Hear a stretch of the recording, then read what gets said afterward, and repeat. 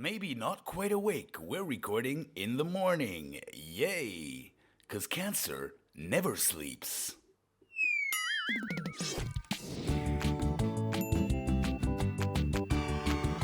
Hello, Andreas. You happy to be recording so early today? No, but yes, I not. We've already been through this. I never sleep. I'm just like cancer. This is true. Yeah, and anyway, with the time difference, since you're not where you usually are, it must be afternoon where you are, right? Yes, because I am 2 hours further south than Switzerland. So, no, I'm actually sitting in Malaga, España, and I'm looking at the Mediterranean, and the really loud sound is the sound of the ocean. Nice. Well, I'm also not in my usual place. Usually I record at my parents', but today I'm at my brother's place in Lausanne because I came to have a meat orgy with him last night. A meat hot pot with venison and beef and rabbit, and especially lots and lots and lots of it. It was pretty great. That sounds delicious. Rabbit pot. I would eat that. I was in a beautiful steak restaurant, an Argentinian steak restaurant yesterday. I only had one type of meat because I'm a commoner. Yes, a peasant. A peasant. I actually ate pheasant last night too, funnily enough. How could you differentiate between the meat in this? Was it like a stew? And why are we talking about meat? This is supposed to be about cancer. Isn't like a tumor a kind of meat? Yeah, maybe. I don't know. Anyway, it's been weeks since we've done this. It has been quite a while, yeah, and surprisingly not much has happened. That's the funny part. That's why it took so long, I guess. So let's address the most important thing first. I haven't grown a mustache because I accidentally shaved forgetting it was November. Well, I've got one that's actually grew out pretty well, all right? And I actually have some hair coming back too. That's a lot of hair. Yeah, it's still not quite everywhere, I think, but it's getting there. I'm probably going to give it one more shave down to nothing and then see what happens. So we're in November and you shaved it all off in July? Yeah, but I've shaved it since once or twice. Last time I shaved, I think, was right before our last episode, which must have been about 3 or 4 weeks ago. Yes. So it hasn't grown back that long either. No, but it's not the end of the world. No. I don't think most people have a time perspective of cancer. Obviously, if you die, it's permanent, but... This is... Yeah. But just in terms of how long it takes. And obviously, that depends, but... You've now spent, 3-4 months with not your usual Joseph-esque fro. It's getting a bit chilly soon, so I'll be happy if it grows back a little bit for the winter. And you always wear a hat either way. I very often do, indeed, yes. So this is the 10th episode. It is the anniversary episode. We could have done like they did in the old TV shows, done like a clip show. It would have made this easier. Yes. String together some of our best jokes and have people reminisce about how wonderful our early season was. All right, but anyway, it's the 10th episode, and for those of you who are joining us at the 10th... Where have you been? We've been discussing Joe's cancer journey. Absolutely, and it started, 4 months ago? Something like that. Yeah, 4.5 months ago. Been through quite a few things. I had the whole chemo journey, which lasted almost 3 of those 4 months. And since then, I've just been waiting and doing nothing. Cool. Just wanted to address, sporadically we get feedback. And after the last episode, my dad, the doctor, a recurring segment, said, you have too many references and no one gets them. Which automatically awoke the child in me saying we need more references and they need to be more obscure. That's good. And then another friend of mine, he asked me, do you consider yourself a comedian? And I was like, is that supposed to be a joke? But no, he was like, no, because you and Joseph's show is very funny and you have to be intelligent to keep up. And I took that as a compliment. Was he able to keep up though or not? Yes, he was. Not on everything. He also addressed that some of our references are just too obscure because it's like a line from a random stand-up comedian within a show. And unless you have encyclopedic knowledge about that shit like you and I have, then it's impossible for people to catch up. So, we have to start using the lines like, frankly, my dear, I don't give a damn, for anyone to actually pay attention. Okay, you're like, alrighty then. Alrighty then. So yeah, but here we are. Here we are indeed, yes. Back and asking for more and still cancerous. At least me. Still cancerous. So we've been using this show as a way to enlighten people around you, but also strangers about your journey and about how it's been and your ridiculously positive attitude. I was actually happy when you complained in the last episode saying you're tired of putting syringes in your own belly. I was like, finally, some complaining. I can probably complain a little bit more now if you want. Not necessarily. I want it to be in context, and I want if your pain is genuine, be my guest. Be a whiny bitch. But well, so at the moment, I must say I feel fine. I don't even feel sick. But since the last time we spoke, I did a lot of waiting, basically. I had that last scanner that we spoke about in the last one. Mm-hmm. And then my doctors here in Neuchâtel sent everything over to Bern, the capital of Switzerland, where I'll be operated on, and said, well, they'll contact you soon to organize an appointment. And I guess soon meant 4.5 weeks or something. So you're saying you were left alone with your thoughts, and that's not a good thing? Yeah, I wouldn't even go that far. It wasn't that I got depressed about it or anything. It's just that it felt like, well, for the whole 4 months beforehand, things were really moving along and it's going and you feel like you're doing something, and then suddenly it's just sit there and wait and let the cancer grow rather than trying to attack it. That's interesting because we hear news stories about hospital lines, etc., and that's obviously annoying, but you've been a part of a very rapid process overall, and then as soon as it became sort of a little bit slow motion, then that affects you mentally. I'm not saying you'd go crazy, but it's interesting perspective. Yeah, but that's a correct perspective, I would say, for once on your part. Finally, 10 episodes. Finally, I said something correct. But then they did end up calling me, the doctors in Bern. Well, they didn't call me. They sent me a letter to say, come in on this date. Uh-huh. And so I went to the Inselspital, the island hospital in Bern, not in like the Bahamas, sadly. Isn't Switzerland an inland country? It is an inland country, yes, a landlocked country. That's the word. So any island is just a joke. Well, we have bodies of water, though. I love the expression "body of water" because it sounds like a floating corpse in a mafia film. The time I was sleeping with the fishes. I'm gonna turn you into a body of water. But do you have fishes in your bodies of water? We have lake fishes in Switzerland, yes. Yes, we do have fish in the lakes in Switzerland. Poisson? Exactly, yes. Nailed it. Or as we say in Norwegian, fisk. That was right. Was it? Yes. F-I-S-K. Fisk. I'm very surprised. We keep forgetting to talk about cancer because we're sidestepping all the time. How do you say that in Norwegian? Which word? Just cancer. Kraft. That sounds like in German that means strength. Yeah, it's the same.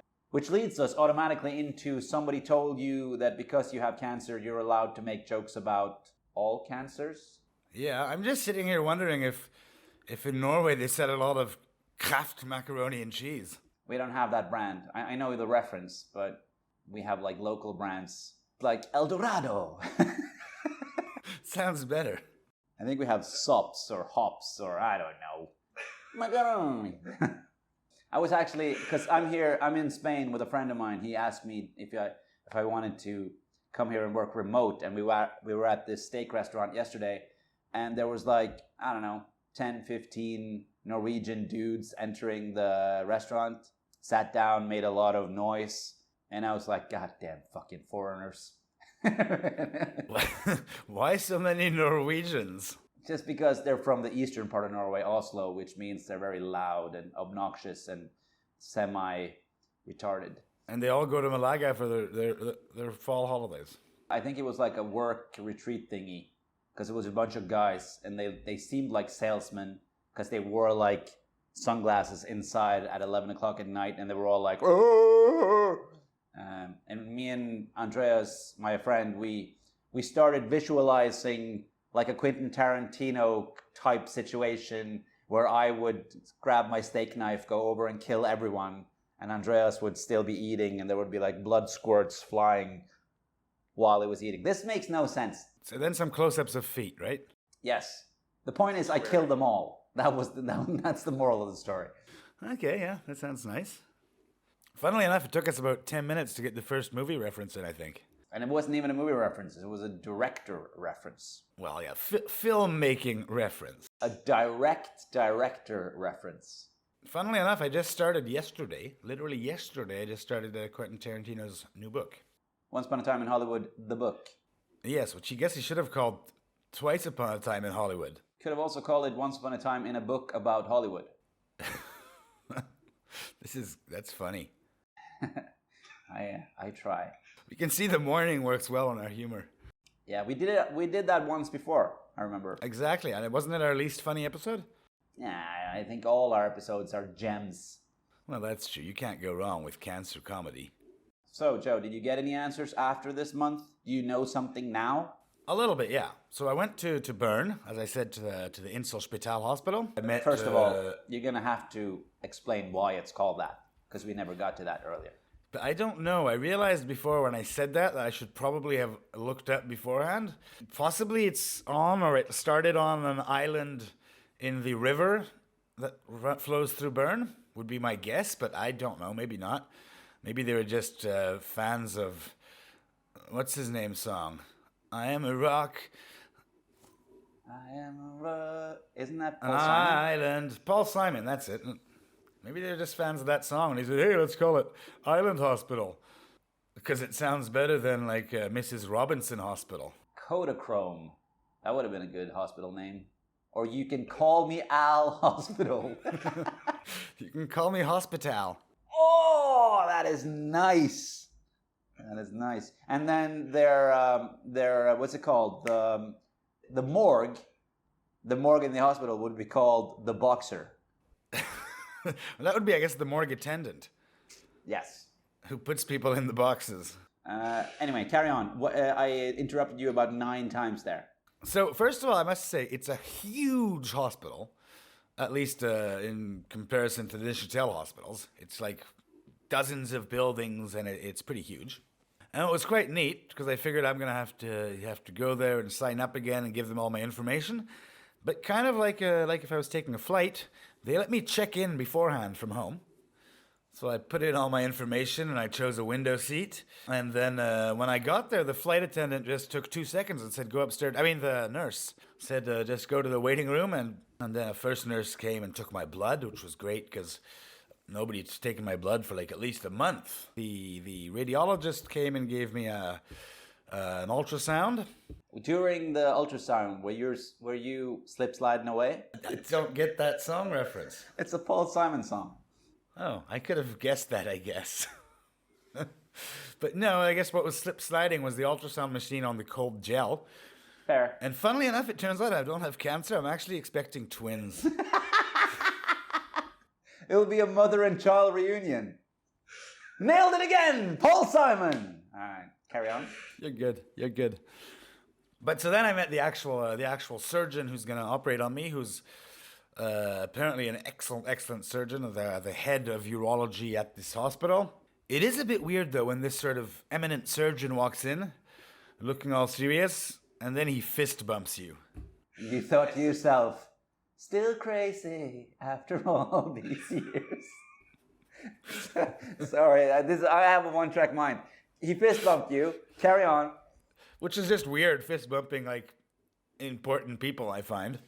But then again, these are coronavirus times. No, absolutely. I mean, I understand the reasoning behind it. It just feels weird that I'm saying hi to my surgeon the same way I would say hi to, like, I don't know, Busta Rhymes or something. Yes, because you often say hi to Busta Rhymes. I mean, don't we all? Yeah, we do. So yeah, all right. So he fist bumped you. And then that was it. So we called it a day. Because it was late in the evening. Then we went outside and we had a breakdance battle. Nice. Just you two, or was it like a flash mob thing? Nah, just him and I. And obviously I won because he was like 60. Dude couldn't turn his head for shit. He probably had hair, though. You have less friction on your bald cap. Correct. But no, more seriously. Then he basically came in and said, so we're going to have to operate, which I knew. So that wasn't a surprise. And I was like, yeah, that's I know that. Is he expecting more of a... No, I don't think so. Because he knew they'd shared all their information between hospitals. And then he just explained how the operation would take place. So this is just for the stuff along the spine near my aorta. And they're going to go in from the front, like I said, but the front left with a horizontal incision, which he said, yeah, it's pretty handy because we can cut here. And if we need to, we can just cut more and open it up more. Which seems to me you could do that anywhere, no?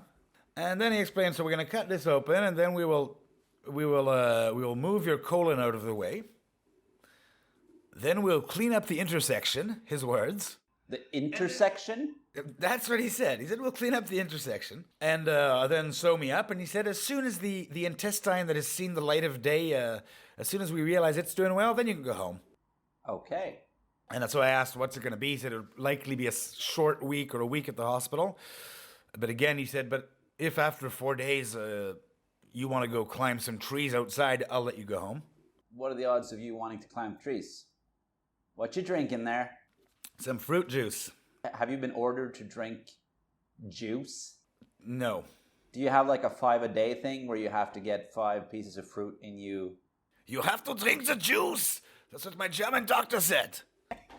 You have to drink the juice. Well, there are no episodes of Having a Ball without a slight reference to a certain Austrian. This island hospital you were on, did it have like bridges? Like you know when you connect buildings with like a thingy on top where you can walk through like a glass thingy? I know what you mean, like a walkway, I believe is the word. Yes, a walkway. I think there were some, but not in the building where I am. I literally, we parked, a friend of mine drove me there very, very nicely. And we parked near the main entrance and then looked at the map and there's like 26 buildings and had to walk about 15 minutes away. And one of the buildings surprisingly looked like a farm. But that's not the building I was in, luckily. I specifically said, I don't want to be operated on by a vet, please. You know, this was my elaborate attempt at referring to a walkway as a bridge and then asking, was it by any chance over troubled water? I should have seen that coming. If I had put in the time to think about it. Or even the parsley, sage, rosemary in time. You know what people are going to say? It was like, yeah, it was fun for a few episodes with the whole jokes and stuff. Then we realized that both having cancer and talking to someone with cancer turns you fucking insane. Because it's just mumbo jumbo at this point. Yeah, but the Paul Simon fans are going to love it. They will call it something so right. But back to, I'm going to leave Paul Simon behind now. And let's get back to me and Julio down by the hospital yard. Julio, my driver, of course. Yes. And possibly also your waiter last night. Her name was, I think it was Julieta. Actually, I think that was her name. Okay, Romeo. She had diamonds on the soles of her shoes. Did she?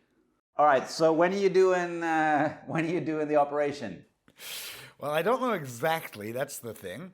So I have to do one more scanner soon in Nishatel. They should be calling me this week probably to set that up. Just to see, because I had heard that the chemo does continue working 4 to 6 weeks after the last injection. And so just one more scanner to make sure they know where things are. And then that's what I asked also. I was like, how soon can I be operated on? And he said, well, there's lots of stuff now. We're quite busy. He said, but I guess if you don't mind spending Christmas in the hospital, you can probably get operated on right before, because that's a period when, most people don't want to spend Christmas in the hospital. So they have more room there for programmed operations. And I said, I don't care. I just want it over and done with. So there's a good chance I'll be spending Christmas in the hospital. It'll be worth it. Absolutely. I'll put on my Cancer Claus suit and go around and make the kids laugh in the cancer ward. That would be nice. So we're nearing the end of the world. I guess that's fair to say. Or should I say Scarborough Fair to say? I didn't get that reference. Well, Scarborough Fair is another song by our good friend Paul Simon. Damn it!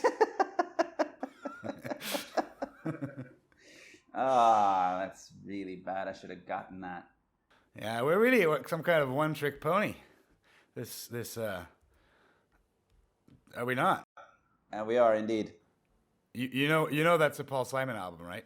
I do. I wanted to like stay cool because I was. I think we should make a Christmas song this year called 50 Ways to Leave Your Cancer. That sounds like a great idea. Just slip out the back, Jack. Make a new plan, Stan. Yeah, well, that's what they're going to do. They are going to take it out the back. Yeah. You don't need a decoy, Roy. Just set yourself free.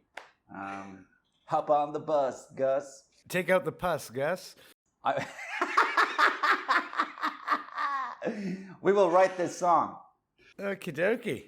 The Having a Ball 50 Ways to Leave Your Cancer Paul Simon tribute act. Beautiful. Have you ever seen Paul Simon in concert? I have. Did you notice that when he takes his cap off, he looks like George W. Bush? He does. I also noticed he was tiny and he has one of those ears that go, like he doesn't have earlobes. They just don't go all the way down. His ears must work somewhat because he made some good music. I'm a huge fan, but I'm guessing he watches this now and then I made a witty remark about his ears and now we'll end up as bodies of water. He has connections. We're going to have to find a title of this episode that has a reference to Paul Simon somehow. Something about how, since we're both filming this away from our usual place, as soon as it's done, we're going to be homeward bound. Aww. This is really going to be an annoying episode for people who do not know anything about Paul Simon, though. This might also be the best plug of Paul Simon ever. He might disagree because I think doesn't he have hair plugs? He's a sweet little man. And he makes great music, or made and makes great music. He probably makes. Yeah, but is it still great? That I don't know. I mean, I haven't heard a new song that's a hit recently. Give me one artist that in their older years has made anything that is even remotely as good as what it was when they sort of broke through, hit the big time. Well, maybe like Bruce Springsteen. Fair. It's a good answer. I really wanted you to struggle more. Yeah, he's the boss, you know. But then again, now I'm not going to trash the boss. Ironically, in my accent, boss means trash, as in waste. So when you say in Norwegian or in Bergen accent, Bruce Springsteen is the boss, then you're actually saying he's trash. That's so he's not a big hit in Norway then? Yeah, it's a huge hit. And people come out with signs saying you're trash. He must be like, what? What did I do? Take out the boss means take out the trash. So yeah, we lived up to my dad's annoyance by our amount of references. Yeah, very few movie references for once, though. I think. Or maybe we missed them ourselves. They're so intricate and elaborate that we don't even get them. Yeah. So what else, Joe? You don't really know. It's possibly around Christmas. You don't really know about the operations on the lungs. You still doing the syringes? I'm still doing the syringes. I had to do it yesterday halfway through our meat fest. My alarm went off and I was like, oh yeah, I've got to go poke myself in the belly. But yeah, I do because of these syringes. I have little bruises sort of all over my belly and my legs. How's your metal battery sucking taste in your mouth thingy? Is that all gone? All gone completely. My nails feel normal, more almost, but they still look really weird. They're all pretty dark red. Yeah, it feels fine. I really can't complain right now. I feel like I've been cured already. Yeah, but I'm your doctor, so I'm going through your checklist here for the audience. How's your fingerprints? Are they back? Fingerprints are back, yep. How's your cold sores? None at all. Non-existent? Non-existent. I think that's about it of all the side effects. How's your family holding up with your situation? Are they happy with the progression? I think so. Last time I had a mother and child reunion, we spoke about it. You're the obvious child. Pardon me? The obvious child. That's also a Paul Simon song. Okay. I didn't know that one, sorry. It's such an obvious joke, I guess. But yeah, I think they're pretty happy that things are moving along. I imagine they're still worrying quite a bit when I'm not there, but no, still supporting me a lot. Do you have anything to add? Spirited voices.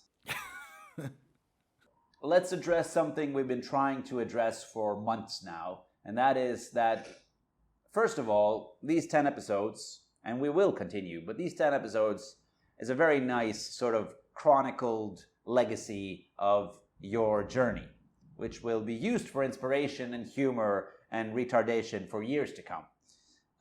But you are, like we mentioned, hopefully you can see full recovery on the horizon. So we have to sort of plant the seed of how we can move forward with this, how we can expand. And I'm not saying we should reach any answers now, but maybe we should invite the audience to help us out by thinking, how can we help? How can we promote? How can we make light of something as dark as cancer? And can a man with one testicle actually plant a seed? I don't know. All right, Joe, hearts and bones. Thank you kindly. Remember, to all our people, thanks a lot for watching, listening. Don't forget to like, subscribe, share, donate, research cancer in your basement if you know how to do that. Sayonara. Bye-bye.